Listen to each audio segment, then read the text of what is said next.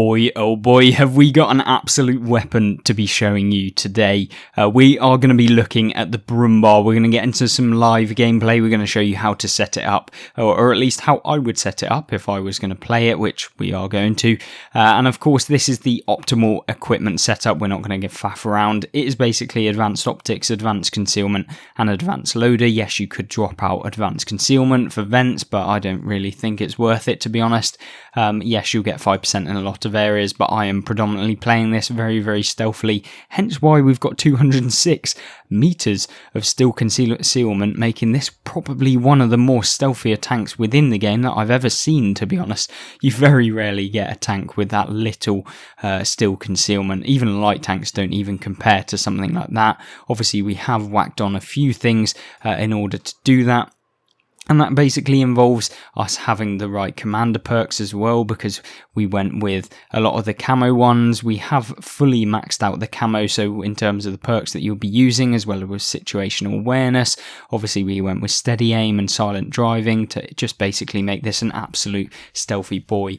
And hopefully, you'll be enjoying the gameplay that we're about to get into. We have 600 alpha at tier 6. Making this probably one of the higher damage TDs within the game that isn't something like a KV2 or an SU-152, even though that's a tier higher.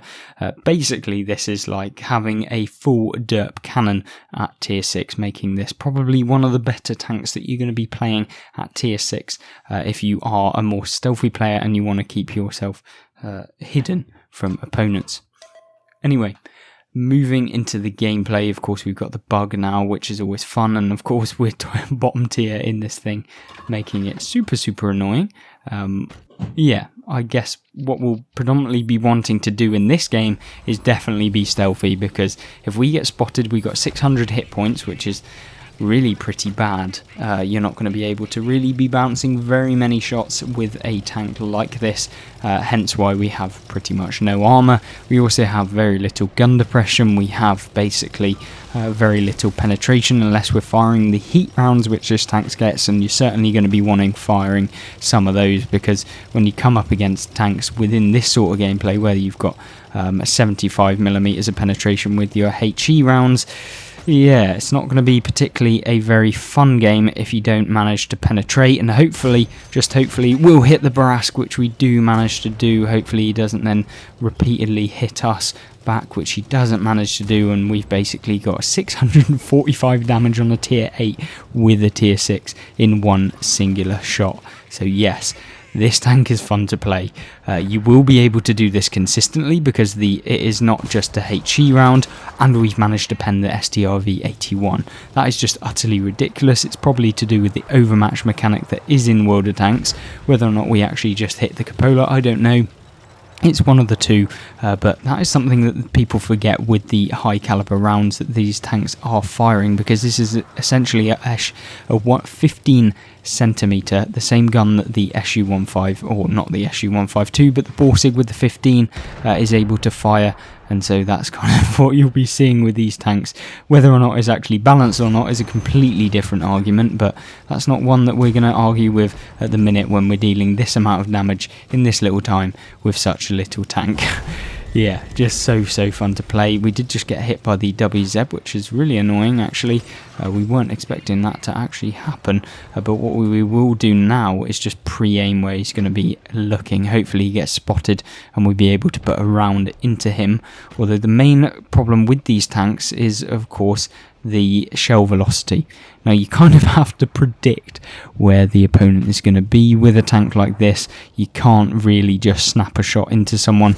Well, you can, but it's going to be very well, you're going to have to get very lucky if that's the case, which is not probably going to be with these tanks. So what is the key positions that you want to be taking with these tanks now? Well, I've kind of lost the left-hand side, and we're going to be having to fight against basically tanks that are going to hit us very quickly and probably very efficiently, so it's not going to be very fun. We've got the LT-432 who's decided he wants a piece of us, and so we're going to put one... Never mind. Fun. We derped our shell into the ground, or at least we just missed, which makes it completely fun because, yeah, the LT432 picks us up, but the Lorraine 155-50 then takes him out of the game. And so we'll catch you back in the next gameplay, I think, because although we did deal 1200 damage in 2 shots in a tier 6, I don't think you probably want to be seeing that only gameplay being 5 minutes. Right then guys, a perfect map for the Brumbar. This is just like the consecutive match. We ended up losing that last game. I'm not that surprised, to be honest with you. But this one is definitely a better matchup than the previous, and hopefully, just hopefully, we can get a couple shots out on some of the unwilling victims that maybe don't understand that this tank has just a ridiculous weapon on board. So yeah, hopefully it will be an interesting gameplay. If not, I mean, at least we can provide some decent kind of coverage as to how the tank actually plays within the game. Hopefully you'll enjoy playing it too. So let me know in the comment section down below if you've played the Sturmtiger line on World of Tanks console Modern Armour, and if you would actually want to see it again. So do that, and hopefully we'll get a good discussion going in the comment section down below, because as always we usually do within these type of videos, and I do enjoy looking through some of your comments. Maybe I don't respond to all of them, but I try and heart as many as possible, just to show that I have read your comment. And it's not just one where I just go through the comment section hearting every single comment, but yeah, I will actually read them. Hopefully you do enjoy the videos, because yeah, it's been a little bit difficult to try and pump them out every single day during work and stuff like that, and coming home every day and trying to pump out good content. I've missed out a few things, so I'm sorry if that's actually been the case, but yeah, I'm sure you can kind of understand, at least I'm sure many of you will anyway. But yeah, hopefully it's been interesting for you to see the latest content that we've been providing. I'm probably dead here now because we've gone too far, and we've got spotted, which is really annoying. But what we can do is try and avoid taking any more damage than we have to. We did get undetected, which means it's actually pretty good. So we've actually picked up some assistance damage already, actually 900 assistance, which is crazy when you come to think about it, and this is why this position is really nice. And if you put yourself in the right kind of area on Westfield, you can pick up this damage very easily. Just kind of relies on you not being taken out early on in the game, and that's kind of where this Tiger P may be going wrong, as we put one round into the back of him, 522 damage, which is always really nice. So anyway, moving forward within this game, what do we want to be doing? Well, of course we want to be putting ourselves in a position to be able to get more damage, and hopefully this one hits, but it doesn't manage to, which is something where these kind of shells actually become really annoying, is because if a tank is not where you're pre-aiming, so say if I'm aiming in front of a tank that's moving, if I shoot, it's actually aiming at the far behind, and so it will loop even higher than the tank would be. So it's really difficult to actually gauge how to hit someone if they're not actually just stationary at the point that you fire your tank, because yeah, that's kind of how it works with these mechanics on a tank like this. If you've ever played any howitzers at the low tiers where the arc of the tank is just unbelievably high, then you'll know exactly what I'm on about. And so you have to be kind of careful when you're firing, how you're firing, and what you're firing at least with such low shell velocity tanks that you have in World of Tanks like this. So yeah, kind of an interesting mechanic that's just added on to the standard mechanics that these tanks get. Obviously we've not had the best game, but what we do have is, because they are basically an artillery piece, we can mount ourselves high up in the air and actually shoot whilst we're going down a slope, if that makes sense. So instead of our usual having to fire whilst you're kind of up on the top bit, we can use the elevation that these tanks get, which, trust me, is just utterly bonkers, as you can see.